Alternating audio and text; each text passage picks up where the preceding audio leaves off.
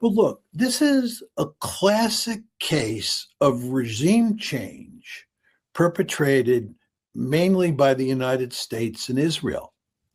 That's what's going on here uh, in Iran. When the protests first broke out, and we listened to the Western media spin this story, the story that you get is basically you have a large number of people inside of Iran who are deeply, profoundly dissatisfied with the regime. And the regime has been mismanaging the country. And they have decided that the time has come not simply to protest, but to overthrow the regime. And this makes eminently good sense from a Western point of view, because who could like a regime of the sort that we see in Iran? So this is the story that you get in the West. But it's now become, I think, manifestly clear that this story is inaccurate. And this is what is going on in Iran is right from the U.S.-Israeli playbook on how to produce regime change. Now, what exactly am I saying here, Danny? We have basically a four-part strategy, and using the U.S. military is the fourth part of the strategy. But let me just quickly walk you through the first three elements of the strategy. The first element is that we put sanctions on a country and we wreck that country's economy.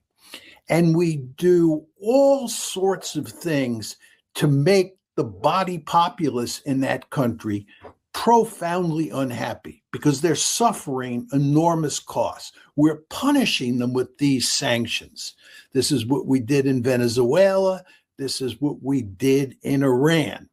So you want to remember, when these people are protesting, right, they're protesting because of the terrible economic conditions. But who played the principal role in creating those terrible economic conditions? It is the United States of America. So that's the first step. Then the second step is we decide at some point that we're going to foment massive protests and we're going to fuel those massive protests. And this is what happened in Iran in late December of last year, December 2025.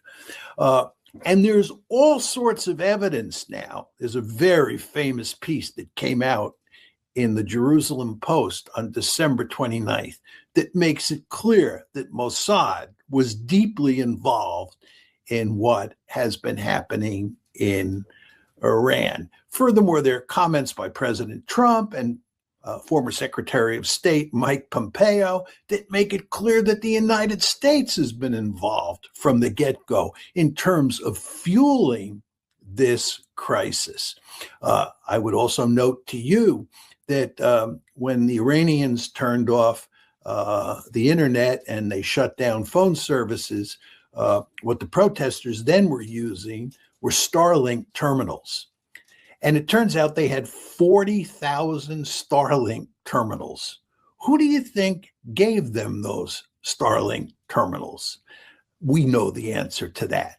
So the second step, again, is to foment and fuel protests, which eventually turn into a revolution and regime change.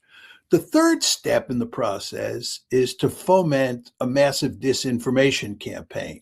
That's to convince everybody in the West that these protests are generated internally, that the United States and Israel have nothing to do with it, and that the protesters are noble patriots, and that we have every incentive to back them.